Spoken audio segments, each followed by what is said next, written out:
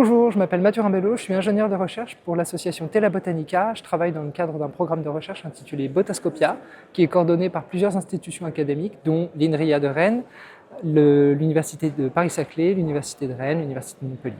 On travaille sur l'élaboration d'un outil de vulgarisation de botanique qui s'appelle la clé de détermination. Cette clé de détermination, elle est à destination du grand public. Pour ça, ça nécessite l'élaboration d'une base de connaissances scientifiques qui est elle-même traduite par un langage scientifique et par un algorithme vers une clé de détermination avec un langage simplifié qui est donc à destination de publics qui sont peu privilégiés par rapport à l'accessibilité de ce savoir qui est hostile à la découverte. Bonjour. Sans transition aucune avec ce qui vient d'être présenté, puisqu'on va parler après la convergence de tous les botanistes, on va essayer de faire la convergence de la botanique avec la société. Je travaille pour le programme Botascopia, qui est coordonné entre autres par Tela Botanica, l'association qui m'emploie, et puis par des partenaires académiques que je vous présenterai après. Botascopia consiste à créer des outils de reconnaissance, des clés de détermination, à destination du grand public. Je vais essayer de vous montrer l'intérêt de ce programme-là, l'intérêt pour le grand public et également l'intérêt pour le monde de la recherche. Donc, comme je vous le disais, c'est pluridisciplinaire et c'est plusieurs académies. Donc, l'Université de Paris-Saclay qui est à l'origine avec Tela Botanica d'une partie du projet et qui a été rejoint par un projet mené par l'INRIA pour le côté informatique. Et puis après, se sont greffés au fur et à mesure du projet d'autres partenaires que je vous présenterai au fur et à mesure. Donc, quand on parle d'identification des plantes, on met souvent en exergue deux exemples. Les deux exemples les plus évidents sont les clés de détermination, qui sont donc un savoir qui existe depuis maintenant plusieurs siècles, qui est un savoir que vous connaissez tous mieux que tout le monde, qui est un savoir qui, donc, vous le savez, est assez peu accessible au grand public, et à l'inverse, récemment est apparue la possibilité d'identifier des plantes grâce à l'intelligence artificielle, complétée par le savoir des botanistes, mais qui est on prend l'exemple de PlanteNet. Donc PlanteNet est arrivé récemment et a permis de proposer la vulgarisation d'une autre manière que les clés de détermination plus classiques. Et donc nous, notre idée, c'est à Botascopia, ce qu'on essaie de proposer, c'est de faire prendre le meilleur des deux. Donc pour ça, ce que je vous propose, c'est qu'on fasse une petite comparaison des différentes propriétés qu'ont les clés d'identification et l'intelligence artificielle. Donc quand on les met en opposition, c'est sûr que la première propriété que je vous propose, c'est la facilité d'utilisation. On ne pourra jamais battre l'intelligence artificielle. Même en ne sachant pas prendre des bonnes photos avec un téléphone, on arrive à avoir un nom de plante. Alors après, il s'avère qu'on ne sait pas ce que veut dire ce nom de plante la plupart du temps si on n'a pas les connaissances suffisantes pour aller voir plus près. Donc c'est la deuxième propriété de la précision qui, là, pour le coup, ne peut pas être battue par autre chose que par les clés de détermination établies par les gens qui ont la connaissance. Ensuite, si on prend l'explicabilité, c'est-à-dire comment on arrive à avoir un nom, avec la clé de détermination, c'est plus ou moins aisé en fonction de notre niveau de connaissance, mais on est capable de remonter on est capable de reconstituer l'univers morpho-anatomique de la plante qui nous a permis de la reconnaître. Donc en remontant le chemin de la clé, on peut comprendre comment on en est arrivé là. En revanche, avec l'intelligence artificielle, on a zéro explication sur comment on a eu notre nom.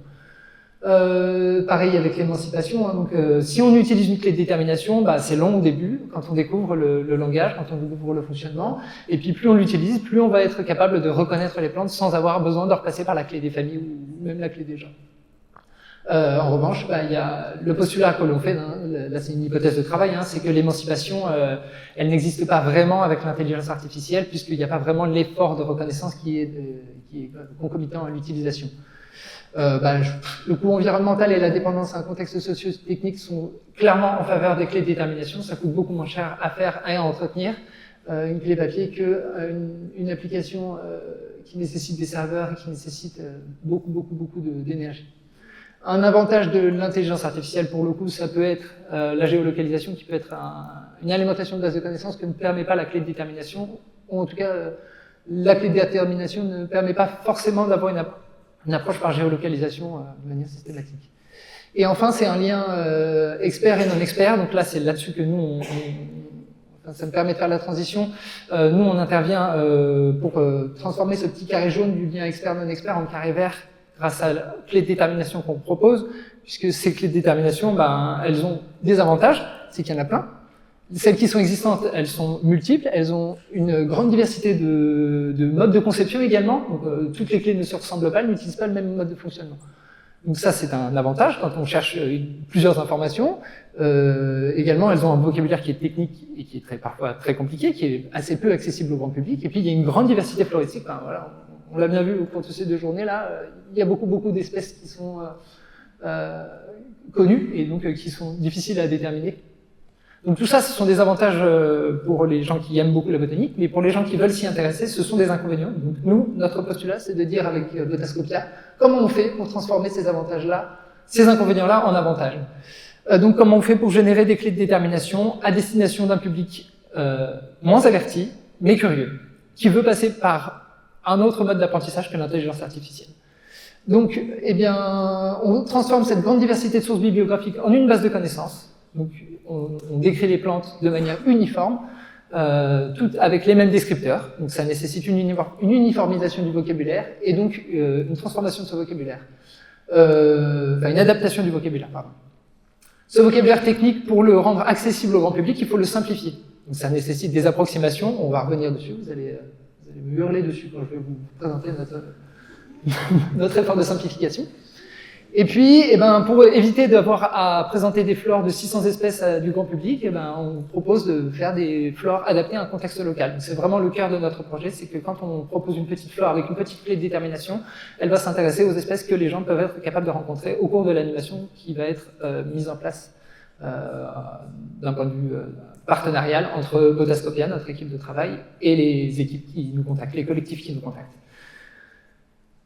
Donc, une fois qu'on a tout ça, on arrive à faire des clés de détermination. Donc là, c'est ce à quoi ressemblent nos clés de détermination aujourd'hui. Elles n'ont rien d'extraordinaire, on n'a vraiment rien inventé de très extraordinaire, si ce n'est qu'effectivement, ça passe par une simplification. Donc là, par exemple, la question comment sont organisées les feuilles ne prend pas en compte les feuilles composées, parce qu'on considère que si les gens, avec ce jeu de questions-là, si les gens n'ont pas les compétences pour savoir ce qu'est une feuille composée, eh ben, ils sauront quand même identifier des plantes grâce à le fait de pouvoir les reconnaître par deux le long d'un axe.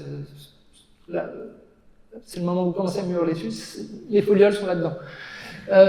Donc bah, voilà, ça utilise donc un vocabulaire simplifié qui permet du coup une adaptation et ça permet à ce que voilà, des enfants puissent identifier des plantes avec une clé de détermination. Complété bien sûr par des fiches espèces qui sont elles techniquement un petit peu plus précises en termes de vocabulaire, qui cherchent à amener un niveau de compétence un peu plus poussé. Donc ça, c'est une des versions des outils que l'on propose, mais à terme, c'est un projet de recherche qui est en cours, hein, donc je suis là pour vous présenter des pistes de travail et non pas des résultats, mais à terme, on aura des jeux de questions de plus en plus compliqués, qui seront donc adaptés à des niveaux de connaissances de plus en plus compliqués, et puis des fiches espèces qui pourront présenter des choses différentes. On est en train de travailler en ce moment sur une clé des bourgeons, donc avec des fiches espèces qui seront propres aux arbres en hiver. Alors, qui nous contacte ? Eh ben, en fait, la plupart des gens qui nous contactent sont des gens qui ont envie de transmettre des connaissances en botanique et qui n'ont pas nécessairement les compétences pour proposer une clé de détermination adaptée à l'animation qu'ils vont mettre en place. Donc souvent, ça va être du grand public, hein, bien évidemment. On travaille beaucoup avec, par exemple, les 6e dans le programme de l'éducation nationale. La clé de détermination est au programme, donc on est en contact avec des enseignants qui sont incapables de reconnaître 10 arbres, mais qui sont obligés de faire une clé de détermination, qui ont donc besoin d'un outil. Donc on est là pour faire le lien entre la science et la société en mettant à disposition des outils. Et ça concerne bien sûr pas que le grand public, on a également les enseignants-chercheurs qui sont en contact avec des étudiants, qui ont des connaissances qui sont parfois un petit peu plus poussées quand même que le grand public de base. Et donc ça, c'est aussi une grande piste d'amélioration de nos outils, je vous le présenterai après. Et puis voilà, les professionnels avec les espaces protégés qui mettent en place des animations, des espaces verts aussi, les parcs, les jardins. Ça, c'est pour l'instant un peu moins développé, mais ça fait partie des grandes pistes. Comment on fonctionne? Donc sur cette diapo-là, vous avez un magnifique transition du jaune au bleu pour symboliser la fusion science-société. Donc nous, on est du côté bleu. Et les collectifs qui nous contactent sont donc plus ou moins compétents pour élaborer avec nous l'outil qu'ils veulent obtenir à la fin pour leur animation. Donc pour l'inventaire floristique, hein, à part écrire Scholzia sans faute, il n'y a pas beaucoup besoin de compétences.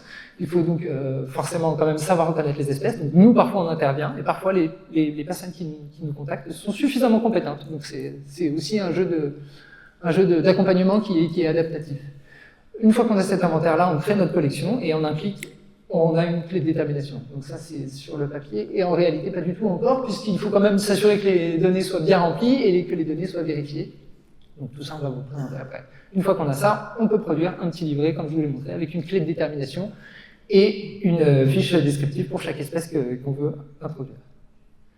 Et ensuite, pour l'animation, il s'avère qu'on a contribué à un certain nombre d'animations encore cette année, et dans l'idée, on aimerait que les collectifs qui s'emparent de nos outils soient de plus en plus autonomes. C'est un idéal. Voilà, c'est un projet de recherche-action. Donc je suis pas là pour vous présenter des résultats, je suis là pour vous présenter nos pistes de travail et à quel point on a commencé à travailler, à quel point on a commencé à avoir des résultats et à quel point les résultats qu'on a obtenus sont aussi une source de travail pour nous. Parce que donc les utilisateurs qui viennent avec des besoins, ils repartent avec des réponses, ils repartent avec des remarques, ils repartent avec du coup les animations qu'ils ont testées nous permettent nous d'améliorer nos outils. Donc de jour en jour, on ajoute des questions au jeu de questions, on transforme les réponses. Voilà. Et donc c'est un jeu permanent de recherche-action et c'est ça qui est très stimulant.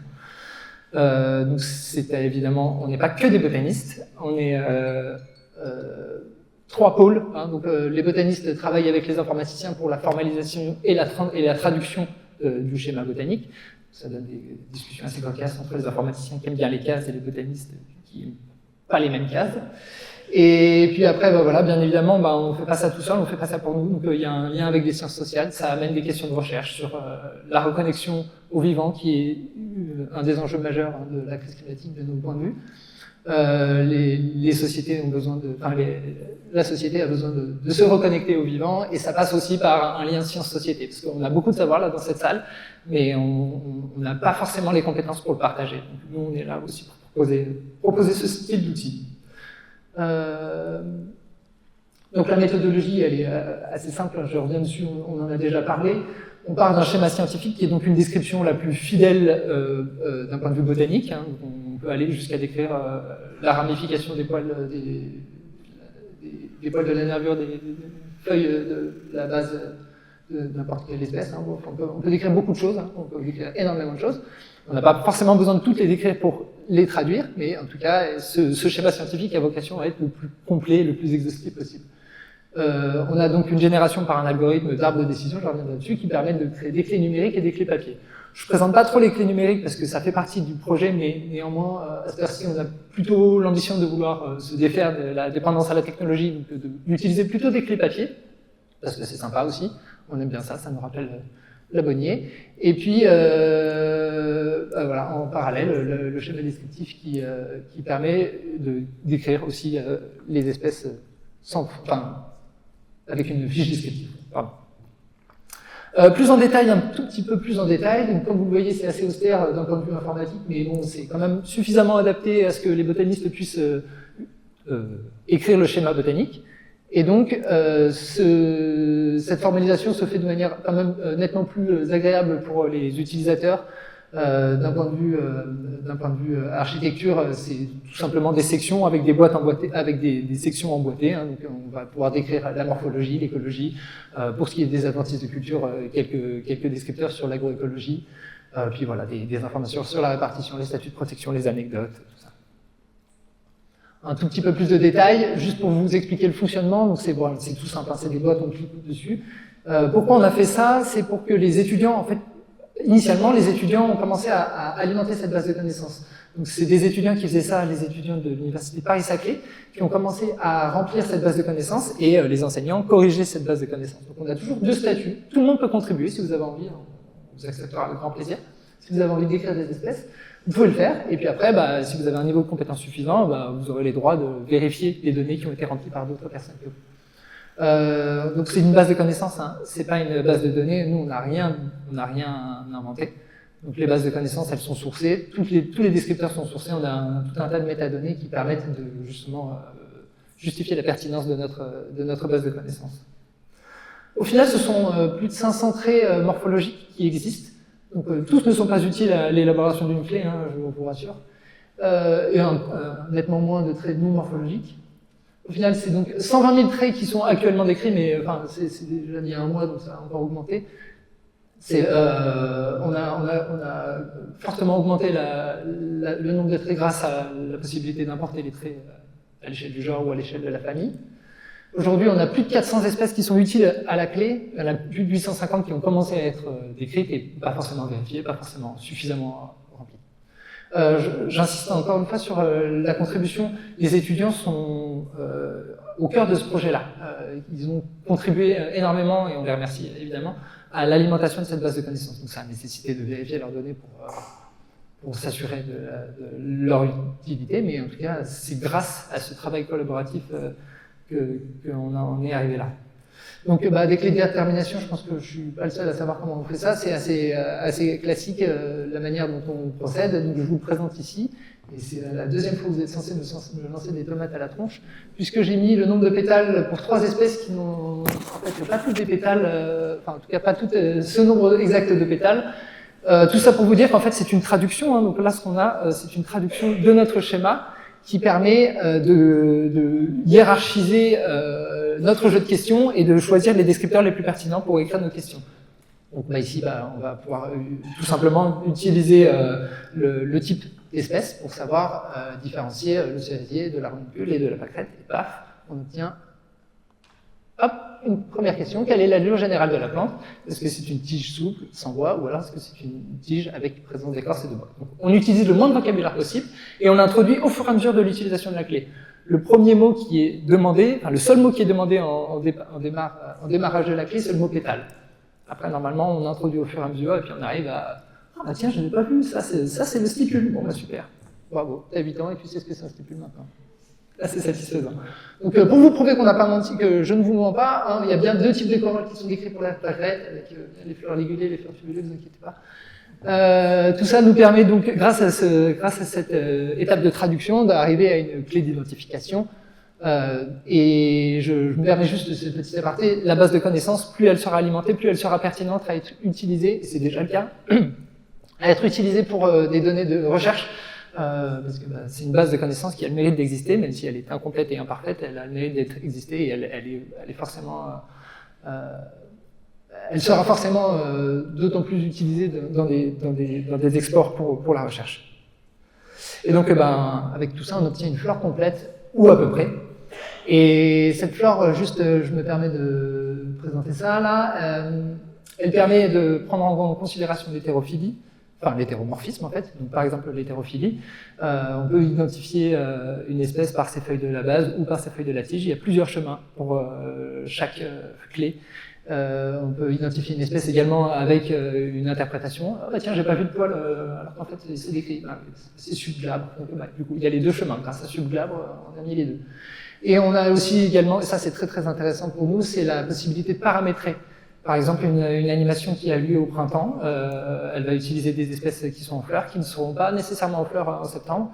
Et du coup, on peut paramétrer la flore pour qu'elle soit utilisable au printemps, et puis en faire une autre, en fait, avec la même collection. En un clic, on a la même flore avec, du coup, les dates de phénologie qui sont prises en compte dans l'élaboration de la clé.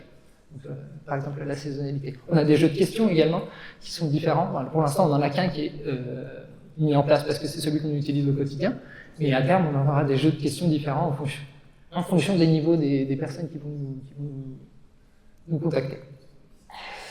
En 2025, on a eu plus d'une trentaine de collectifs qui nous ont mobilisés, donc on n'est pas tout le temps intervenu pour faire des animations avec eux, mais en tout cas, ça a nécessité quand même pas mal de travail. On a plus de 500 personnes qui ont eu des livrets en main, ça on est assez satisfait, et puis ça continue. Hein. Demain, je suis dans un collège pour présenter une clé des arbres donc à Rennes, parce que je travaille en Bretagne. Et voilà, puis ça a été aussi l'occasion de tester plusieurs manières de faire, donc d'amener des types d'animations différents en utilisant des interactions écologiques, en présentant par exemple le chêne. Une fois qu'on avait identifié le chêne, on gagnait une image de charançon. Enfin, c'est nos petits bons points à nous. Et voilà, donc dans les perspectives futures, ça fait forcément partie enfin, c'est un projet qui a vraiment vocation à grandir. On a très envie d'améliorer notre base de connaissances, d'améliorer le nombre de descripteurs botaniques pour arriver à décrire les fleurs de la Réunion, pourquoi pas. Ça va nécessiter encore un peu de travail, évidemment, et donc ça va nécessiter encore un peu de contribution. Si vous avez des envies, si vous avez des projets, n'hésitez pas à nous contacter, on est vraiment là pour ça. Et puis on a quand même vocation à essayer de vraiment monter des protocoles de recherche pour évaluer les retombées sociales de ce travail-là, grâce à des guides d'observation. Voilà, je vous remercie de votre attention. Si vous avez envie de me contacter.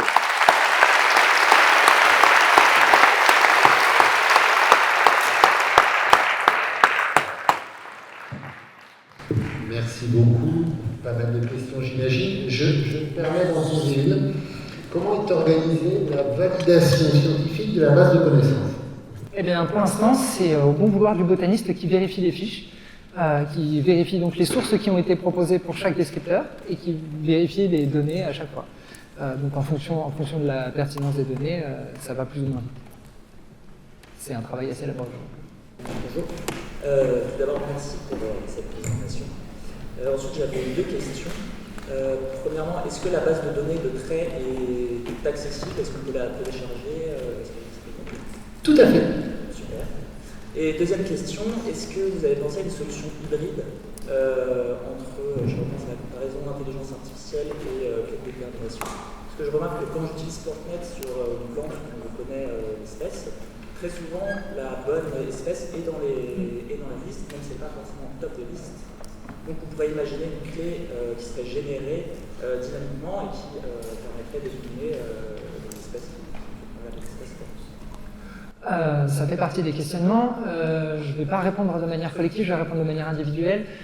Et de manière individuelle avec quelques collègues avec qui me partagent ce point de vue. L'idée, c'est je reviens un peu là-dessus, c'est de sortir de la dépendance technologique.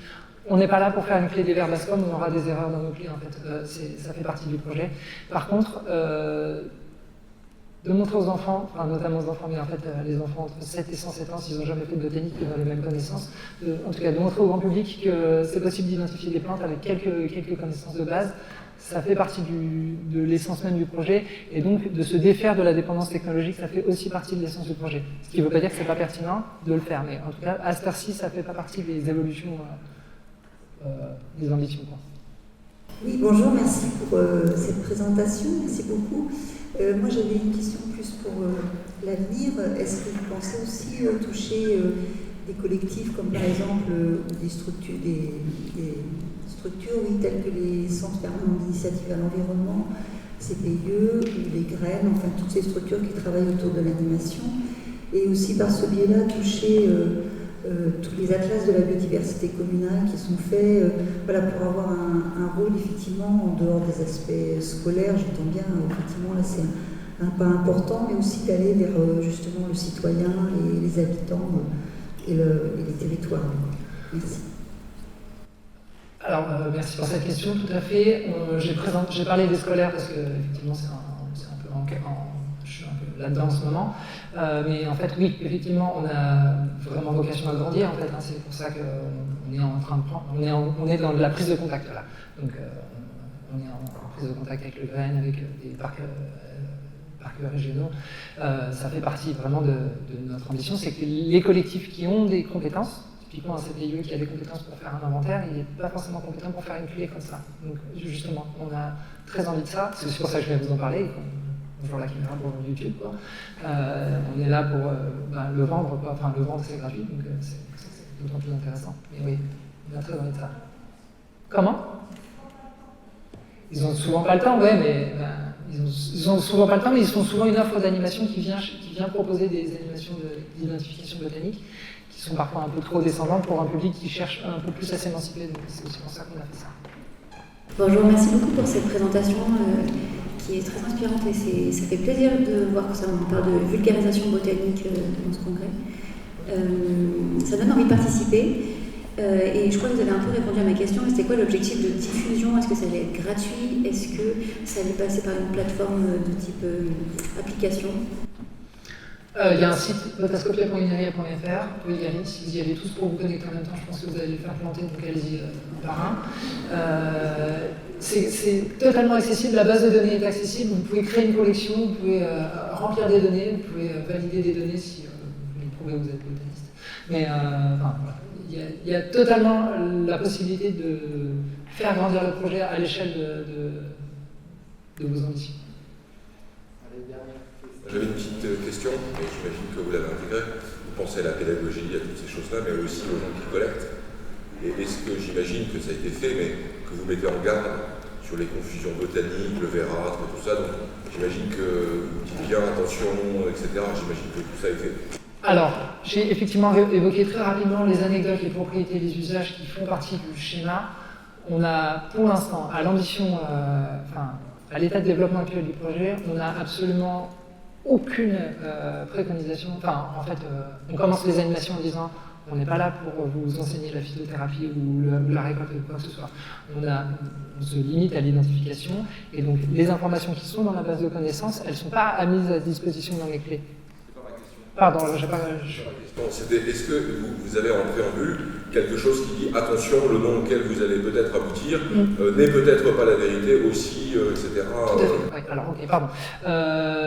En fait, les animations qu'on propose, elles sont accompagnées d'un guide d'animation. Une petite explication qui part effectivement avec des principes de précaution tels qu'on ne touche pas les plantes sans avoir la certitude de la personne qui sait.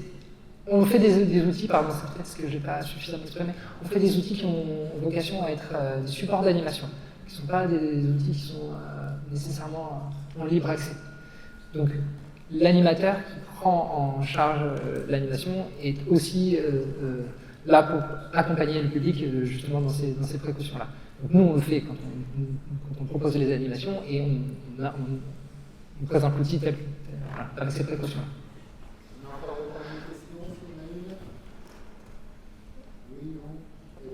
Merci beaucoup.